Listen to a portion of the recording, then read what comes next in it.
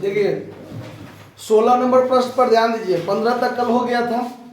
16 number प्रश्न से क्या कहता है, ध्यान से देखिए कि निम्न सूचनाओं से पूंजीकरण विधि से ख्याति की गणना कीजिए। यहाँ पूंजीकरण विधि कह दिया है और आपको ये नहीं कहा गया है कि औसत लाभ का पूंजीकरण बनाना है कि अधिलाभ का पूंजीकरण विधि बनाना है, मतलब पूंजीकरण विधि बनाना है। तो पूंजीकरण विधि दो तरीका से होता है, औसत लाभ का पूंजीकरण विधि, अधिलाभ का पूंजीकरण विधि। तो दोनों में आपको जो हल्का लगे वो विधि से आप आराम से बना सकते हैं, ठीक है। तो सुपर प्रॉफिट का पूंजीकरण विधि जो होता है वो आपको आसान लगा होगा कल, क्योंकि वहां तक तो गुडविल निकालने से पहले जो सुपर प्रॉफिट तक निकाला जाता है वहां तक तो आप ऑलरेडी पहले से जानते हैं कैसे निकलता है। तो इस सवाल में देखिए सामान्य प्रत्यय की दर जो है वो 10% दिया हुआ है, यानी नॉर्मल रेट दिया हुआ है। विगत 3 वर्षों का लाभ दिया हुआ है 30,000, 40,000, 50,000। उपर्युक्त 30,000 के लाभ में 3,000 गैर आवर्ती आय शामिल है। देखिए गैर आवर्ती आय का मतलब होता है कि किसी भी व्यवसाय का जो गुडविल निकालना होता है तो गुडविल निकालने के लिए वैसा लाभ होना चाहिए जो व्यवसाय के संचालन से होता रहता है, ठीक है। तो व्यवसाय के संचालन से जो लाभ होता है वो लाभ आवर्ती होता है, क्योंकि वो हर निश्चित अंतराल पर होते रहता है ना। और गैर आवर्ती, आवर्ती का मतलब क्या होता है कि जो बार बार होता रहता हो, ठीक है। और गैर आवर्ती का मतलब है जो एक बार हो गया बस खत्म, अब इसके बाद फिर दोबारा नहीं होगा। तो वो लाभ असामान्य लाभ होता है जो गैर आवर्ती लाभ होता है। अगर गैर आवर्ती लाभ आपके किसी लाभ में शामिल है तो उस लाभ को क्या करना पड़ेगा, हटा देना पड़ेगा, यानी घटा देना होगा। आया बात समझ में।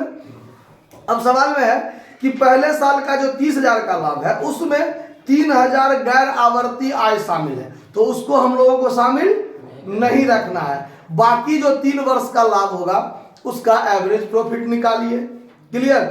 उसके बाद है कि आपका औसत विनियोजित पूंजी 3 लाख है, यानी कैपिटल इन्वेस्टेड जो है आपका वो 3 लाख है। तो 3 लाख का 10% निकालिए तो नॉर्मल प्रॉफिट होगा, और इस तीनों को जोड़ के 3 से भाग दीजिए तो एवरेज प्रॉफिट होगा।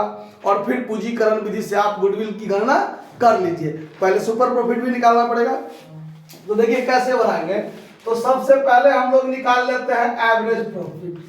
तो एवरेज प्रॉफिट बराबर होता है टोटल प्रॉफिट बट्टा number of years, total profit बट्टा नंबर ऑफ ईयर्स। तो देखिए पहले साल का जो 30,000 लाभ है उसमें 3,000 तो गैर आवर्ती है, तो इसको तो हम पहले घटा लेंगे। उसके बाद है 40,000, 50,000, दूसरे वर्ष में 40,000, तीसरे वर्ष में 50,000, और तब तीनों को जोड़ के 3 से भाग दीजिए तो ये 27,000 हुआ ना। और ये 50, 40, 90, तो 90 में 27 जोड़िएगा तो 1,17,000 बट्टा 3। अब इस शेष में भाग दीजिए तो ये 39,000 हो जाएगा। कितना हो जाएगा, 3 तिया 9 और 3 9 में 27, 39,000 हो गया एवरेज प्रॉफिट। अब आपको निकालना है नॉर्मल प्रॉफिट। नॉर्मल प्रॉफिट, तो नॉर्मल प्रॉफिट के लिए क्या सूत्र होता है, तो कैपिटल इन्वेस्टेड गुने नॉर्मल रेट और बट्टा में कितना 100। तो कैपिटल जो इन्वेस्टेड है वो आपको कितना दिया हुआ है, और 10% नॉर्मल रेट है, तो ये से ये कटेगा तो कितना निकला 30,000 निकला आपका नॉर्मल प्रॉफिट। अब आपको निकालना है सुपर प्रॉफिट। तो सुपर प्रॉफिट क्या हो जाएगा, सुपर प्रॉफिट बराबर होता है average profit minus normal profit, average profit minus normal profit. तो अब यहां पर होगा आपको कि एवरेज प्रॉफिट 39,000, नॉर्मल प्रॉफिट कितना, तो सुपर प्रॉफिट कितना। अब आपको निकालना है गुडविल।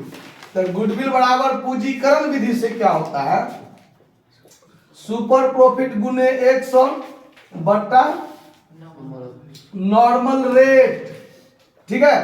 तो 9,000 गुने 100 बट्टा में 10, जो नॉर्मल रेट है ये से ये कट गया तो आपका गुडविल कितना हो गया? 90,000 आपका गुडविल हो गया। ये समझ में आ रहा है बात? कोई दिक्कत हो रहा है समझने में? नोट कर लीजिए। धन्यवाद।